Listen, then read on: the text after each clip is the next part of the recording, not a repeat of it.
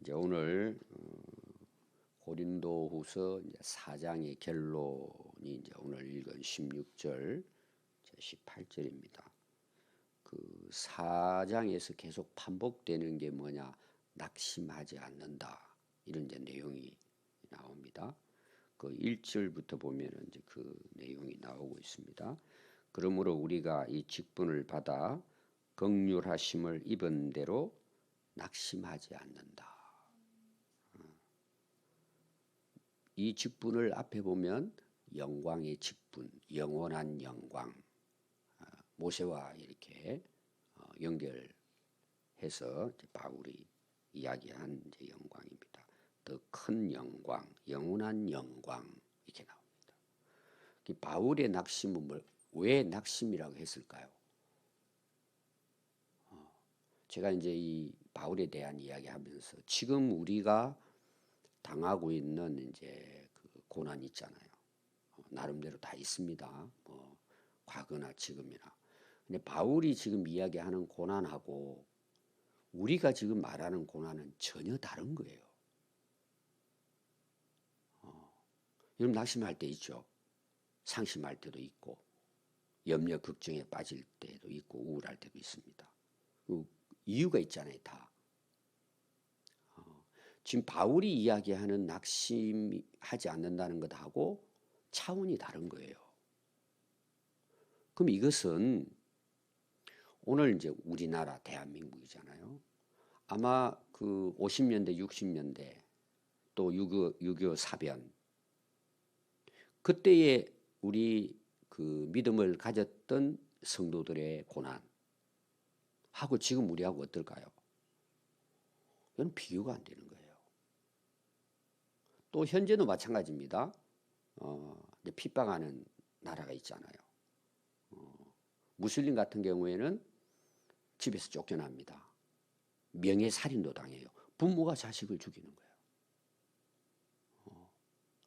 여러분 그런 데서 신앙생활 한다는 게 어떨까요?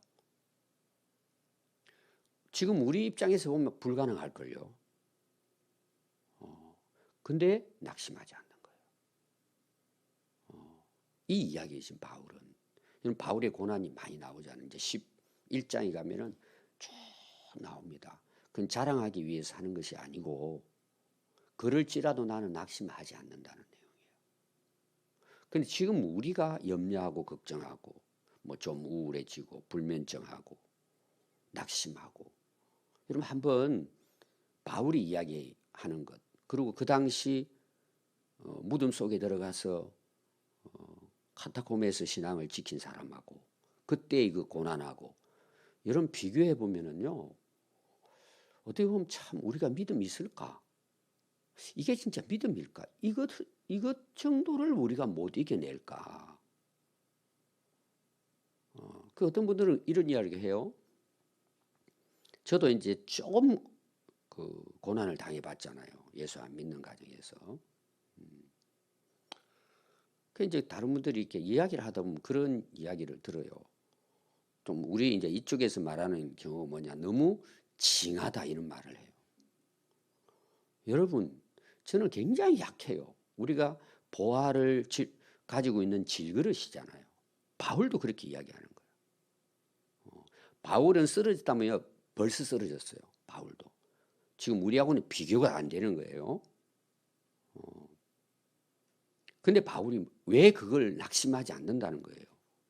이유는 하나예요. 뭐 성격이 강하고 용감하고 여러분 그 차이 없어요. 저 사람 뭐 고집이 세고 제가 목회하다 보니까 그런 이야기 종종 들었어요. 여러분 저는 고집 없어요. 그것 때문에 그런 게 아니란 말이에요. 우리 안에 누가 계세요? 예수님이 계시기 때문이에요. 되는 거예요 그게. 걱정이 안 된다니까요. 내가 걱정을 안 해야지 해서 안 하는 게 아니고 예수님이 어제도 계속 제가 강조하는 내 안에 보배가 계시잖아요. 천국이 있잖아요. 그럼 여러분 우리가 아주 조그마한 것에 낙심하고 좌절하고 뭐 좀 쉽게 표현하면 교회 나가기 싫어. 여러분 왜 그런 이야기를 할까요? 우리가 정말 정확하게 파악을 해야 돼요. 예수님이 안 계시기 때문이에요. 그럼 바울하고 우리하고는 몸이 다릅니까? 바울은 강철로 돼 있고 우리는 질그릇입니까?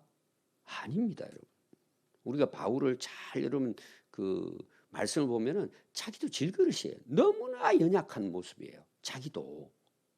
근데 이렇게 할 수 있는 낙심하지 않는 이유는 앞에 나오는 이제 1절에 대한 내용이에요. 이 영광의 직분이 엄청나다는 거예요. 이 영광의 직분이. 그럼 왜 우리는 쉽게 낙심할까요? 모르는 거예요. 그게 이제 오늘 결론에 가서 보면 나옵니다. 왜 그러는지. 두 번째 낙심하지 않는 이유에 대해서 또 설명을 하고 있습니다. 여러분들이 거기 그 7절과 8절 우리 앞에서 본 말씀입니다. 계속 제가 어제도 강조한 내용이죠. 우리가 보배를 질그릇에 가졌고 이는 심히 큰 능력이 내게 있지 않는 거죠. 하나님께 있다.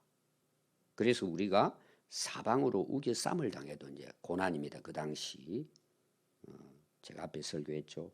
답답한 일을 당해도 이게 앞이 안 보이는 거예요. 여러분 그런 거 있죠. 참 막막하다 이럴 때 있잖아요. 살아가다 보면은. 근데 낙심하지 않았대요. 왜 그렇다는 거죠? 내 안에 보배로운 예수님이 계시네. 그분이 능력이라는 거예요. 그래서 낙심하지 않는다는 거예요. 바울이 여러분 대단해서 낙심하지 않는 게 아닙니다. 우리하고 사실은 똑같습니다. 그래서 쭉 나오잖아요. 박해를 받아도 거꾸로짐을 당하지 않는다. 아니 자기 능력으로 그래요? 아니잖아요. 죽음을 몸에 짊어져요. 오늘 또 결론에 이거와 관련돼서 우리 안에 뭐가 있다는 거예요? 예수님의 생명이 있다는 거예요. 여러분 답은 간단해요. 예수님 생명이 나 안에 없으면 쓰러지죠. 그럼 또 하나는 오늘 이제 그 말씀을 한번 보십시오. 13절 기록된 바 내가 믿었으므로 16절 그러므로 앞에 나온 다 내용이잖아요. 그러므로 그럼 앞에 바로 나오는 내용이 뭐냐 하면 14절부터 나오는 게 부활입니다. 우리도 함께 주님의 그 생명의 부활을 우리가 얻게 될 것이다. 육체는 이런 고난을 당하지만 이 부활이 있다는 거죠. 부활의 소망이죠. 그러니까 바울은 낙심 엄청난 그런 중에서도 낙심하지 않은 그것이 부활이다. 부활. 그래서 10절에 한번 보십시오. 아까도 읽었지만 우리가 항상 예수의 죽음을 몸에 짊어진 고난이에요. 영혼을 살리고 복음을 전하기 위해서 예수의 생명이 또한 우리 몸에 나타나게 할 것이다. 하나님께서 예수님을 다시 살린 것처럼 우리도 다시 살리실 것이다. 이 부활에 대한 확신이죠. 바울이 이 부활에 대한 이야기를 많이 합니다. 이제 15장에 우리가 고린도전서 15장에 그 봤잖아요. 굉장히 길게 부활에 대해서 이야기합니다. 이 부활의 사실은 복음은 그 복음서보다도 바울이 고린도전서 15장에 부활장 쫙 나옵니다. 그 왜 이런 바울이 거기에 대해서 구체적으로 그렇게 많은 부활에 대한 복음을 기록을 했을까요? 우리가 성경 읽을 때 제가 바울 서신 바울을 이해를 해야 된다 그래요. 바울은 부활하신 예수님을 만난 분이에요. 직접 만난 분이에요.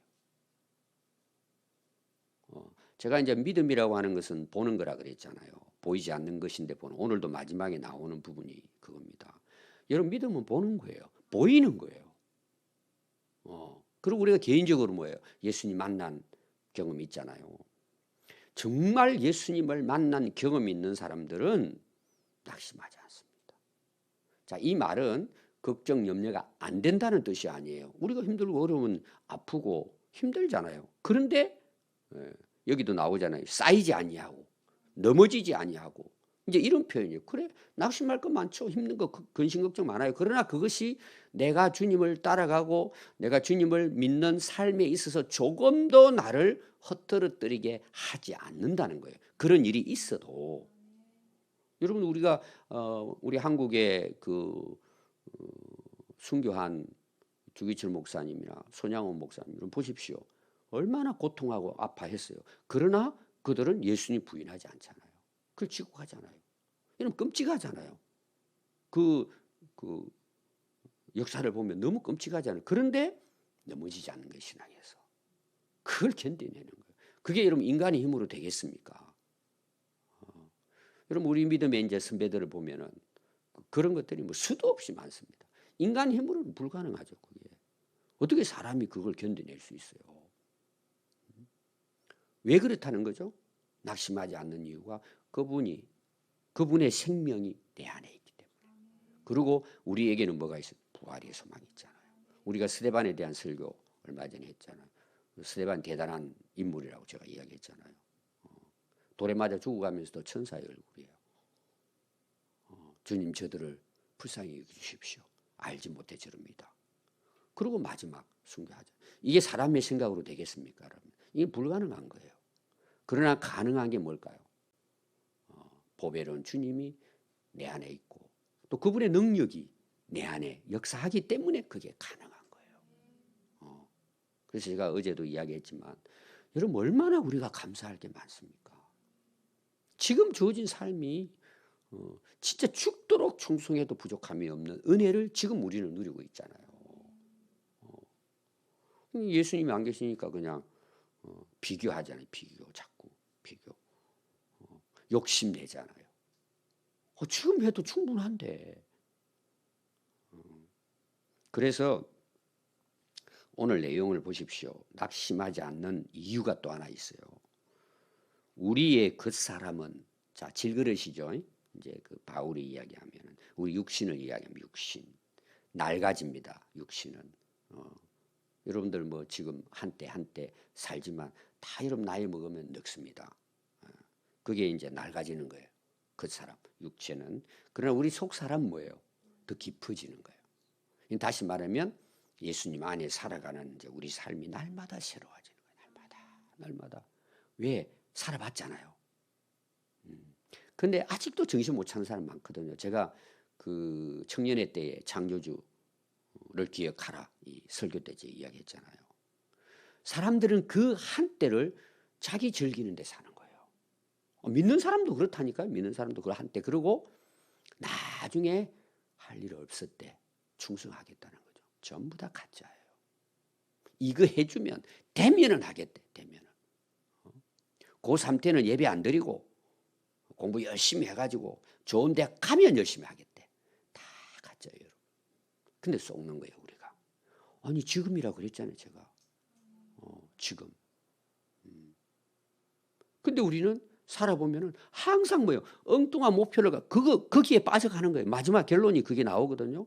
아니 그 사람은 자꾸 사라지고 별거 아닌데 질그릇인데 어제 제가 이걸 어떻게 비유했죠? 택배 왔을 때 박스 비유했잖아요. 실제적으로.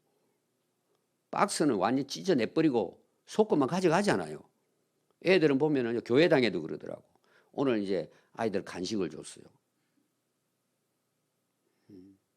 그리고 이제서 사탕을 줬다고 생각합시다. 캔디. 껍데기 다 던져버려. 알맹이 쏙 빼먹고. 또 여러분들 우리는 이게 참 생활입니다. 우리 그리스도인들은. 여러분 교회에서 그렇게 하면 되겠습니까? 어른들도 까먹고는 버리는 거예요. 또 우리 마당 같은 데 보면은 자기 주둥이로 커피 먹고는 왜 그걸 갖다가 컵을 갖다가 아무데 구석진 데 버리고 가냐고요. 교회 안에도 그래요. 마당에도 그래요. 그럼 누가 청소해야 돼요, 여러분? 또 보면은 일주일 가도 안 치워요. 전에는 제가 바로 치웠습니다. 제가 보라고 안 치워요, 지금은. 우리 집사는 보고도 치우지 말라 그래요, 제가. 보라고. 일주일, 2주일, 어떤 경우는 1년을 갑니다. 아무도 쳐다보지 않아요. 여러분, 우리가 정말 뭘 위해 사는가를 깊이 우리가 생각해야 돼요. 그래서 제가 우리 교회에서 저는 이런 청소하고 이런 거 참 수고 많이 하시잖아요. 저는 우리가 하자는 의도가 있어요. 우리 교회 정도면 사찰 둘 수 있어요. 저는 의도적으로 장로님 보고도 몇 번 그랬어요.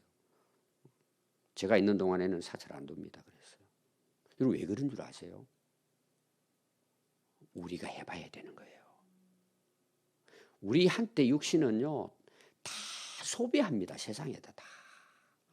제가 우리 아이들, 청년들에게도 이렇게 이제 꽃나무도 심고 자꾸 일을 시키는 이유가, 여러분, 제가요, 1시간만 수고하면 다 할 수 있습니다.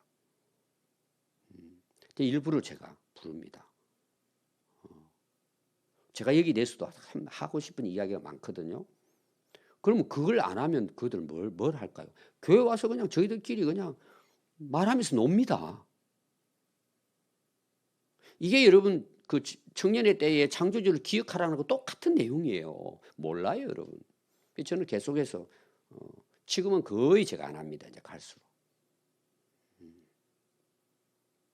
그래서 여러분들이 우리의 그 사람 육신은 아무리 꾸며보고요, 세상에 아무리 즐겨보세요, 다 헛수고입니다. 그거는 다 쓰레기통에 다 들어갑니다.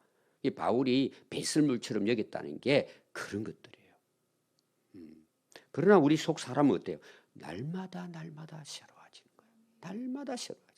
여러분들이 신앙생활을 옛날에 열심히 했는데 지금은, 여러분 속으면 안 됩니다. 옛날에 열심히 했으면 지금은 더 열심히 해야죠. 물론 차원은 다릅니다. 차원이 다를 수 있어요. 더 열심히 해야죠. 더 새로워져야죠. 근데 왜 거꾸로 가냐 말이에요. 여러분 다 거기 이유가 있는 거예요. 근데 바울은 그러잖아요. 내 육신을 보니까 고통당하고 고난당하지만 이거는 그 사람은 나중에 후패한다. 전에 성경 그래서요. 이건 낡아진다. 그러나 앞으로는 뭐예요? 속 사람은 날마다 새로워진다. 왜? 뒤에 나옵니다 또. 우리는 잠시 받는 환난이다 이게. 잠시라는 거죠. 이거는 이제 육신의 때를 이야기합니다. 여러분 잠시 지나가잖아요. 내가 어떻게 살았든지 간에 지나갑니다. 그러죠? 그럼 여러분 보세요. 우리의 젊었을 때를, 그 정말 잘 나가고 좋을 때를 어떻게 살아야 될까요? 이게 다 지나가는데, 제가 제자대학 가면은 남자분들 상당히 많은 분들이 그런 고백합니다. 아, 목사님, 제가 좀 젊었을 때 훈련을 받았으면 그 좋았던 시절이 너무 후회된다는 이야기를 해요. 어떤 분들은. 내가 사업을 이렇게 해서, 예를 들면 이제 젊었을 때 열심히 해서 사업이 잘 된 거예요. 그때는 놀러 돌아다니는 거야. 주일은 한 번씩 지키고. 한순간에 10몇 년을 한 사업이 한순간에 무너지더랍니다. 그 엄청난 것이. 그리고 깨달았다는 거죠. 그리고 거기에서 벗어나지 못하는데 지금부터 열심히 살고 있다고 이런 표현을 쓰시더라고요. 여러분 잠시입니다. 한때가 잠시잖아요. 근데 이 때를 세상에다 다 허비해버리는 거예요. 여러분 그게 다 쏟는 거예요. 한때 여러분 이 얼마나 하나님 주신 기회예요. 여러분 다 지나갑니다. 다 지나갑니다. 그런데 바울은 뭐예요? 지극히 크고 영원한 영광의 중한 것을 우리로 하여금 이루게 합니다는 거예요. 바울은 한 거죠, 이거를. 비교 안 된다는 거예요. 비교 안 된다는 거예요. 제가 어제도 그런 이야기 했죠. 아, 예수 믿는 사람들 답답하대. 아, 적당히 신앙생활 하래. 요사이도 그런 분들이 있더라고요. 적당히 하라고, 적당히 하라고. 같이 교회 나와요. 적당히 하라고. 저한테 얼마 전에 물어보더라고. 적당히 해라. 제가 이제 그 바울에 미쳤다 이 설교도 이번 주에 준비를 해놨습니다. 언제 할지 모르지만 여러분 예수 만나면 미치게 돼 있습니다. 그게 나쁜 게 아니에요. 그 미친다는 말이 뭐예요? 예수밖에 모른다는 내용이에요. 모든 게 예수님 때문이에요. 아멘. 모든 게 예수님 때문이에요. 그는 그렇게 되게 돼 있는 거예요. 똑같은 제가 이야기 드리는데 여러분 잠시 지나갑니다. 환난도가 고난도, 젊음의 좋은 한때도. 여러분 이거 그냥 보내면 안 되잖아요. 왜 그 잠시 그 쓸모없는 것들에.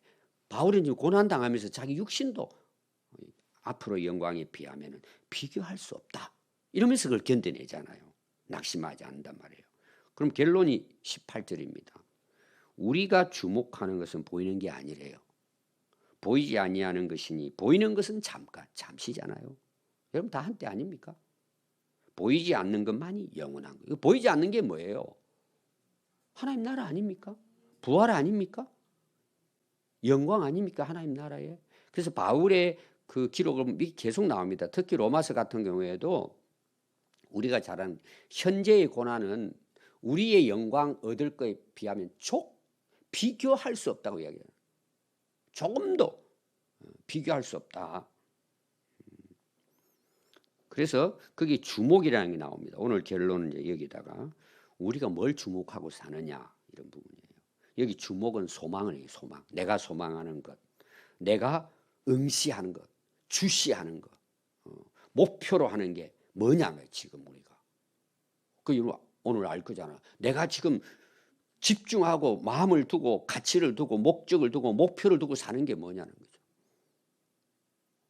보이지 않는 거라는 거예요. 근데 여러분 한번 보십시오. 오늘 기도하면서 여러분 기도할 때 보이지 않는 걸 기도해요, 보이는 거 달라고 기도해요? 잘 보시면 여러분들요, 주기도만 보세요. 주기도. 제가 기도에 가장 중요한 주기도문 예수님 그대로 기도하면 돼요. 기도할 게 없다. 주기도문 하면 돼요, 여러분. 주기도문. 첫 번째 나오는 게 뭐예요? 하늘에 계신 우리 아버지. 아버지 만나는 거예요. 기도하면서. 하나님의 뜻이 이루어지게 해주세요. 그럼 거기에 대한 내용이 쫙 나올 거예요. 보이는 것이 대부분 하나님 뜻이 아니고 하나님 영광이 아니고 보이는 거. 물론 보이는 게 중요합니다. 제가 박스도 중요하다 그랬잖아요. 그거는 예수님 때문에 하나님 때문에 중요한 거예요. 그래서 건강도 지켜야 되고. 그래서 바울은요, 예수님을 만나고 난 다음에 빌립보서 3장 13절에 보면 이제 나옵니다. 뒤에 있는 거 잊어버리고 앞에 있는 거를 잡으려고 표대를 향하여 그리스도 예수 안에서 하늘에서 부름받은 부름의 상을 위하여 달려고. 하늘의 상 지금 안 보이잖아요. 여러분 올림픽 국가대표 선수들이 뭘 보고 4년 동안을 죽도록 지옥 훈련하죠? 금메달 바라보고 가는 거잖아요. 그러니까 뭐 모든 생활에 절제하잖아요. 친구도 못 만나고 스마트폰도 다 끊어놓고 술도 마시면 안 되고 시간대에 일어나야 되고 다. 왜 그렇게 해요? 그들은 금메달이 목표예요. 김연아가 금메달 때문에 뭐 몇천 번을 넘어져 가지고 유골 되고 했다 그래요. 그래도 일어나서 한다 그러잖아요. 금메달 때문에. 그러나 그 금메달이 뭐죠? 죽으면 다 끝나요. 쓰레기통에 들어가 있다. 아무 의미가 없어요. 바울은 위에서 부르신 상을 본 거예요. 아멘. 그걸 주목한 거예요. 그걸 바라본 거예요. 그러니까 낙심하지 않죠.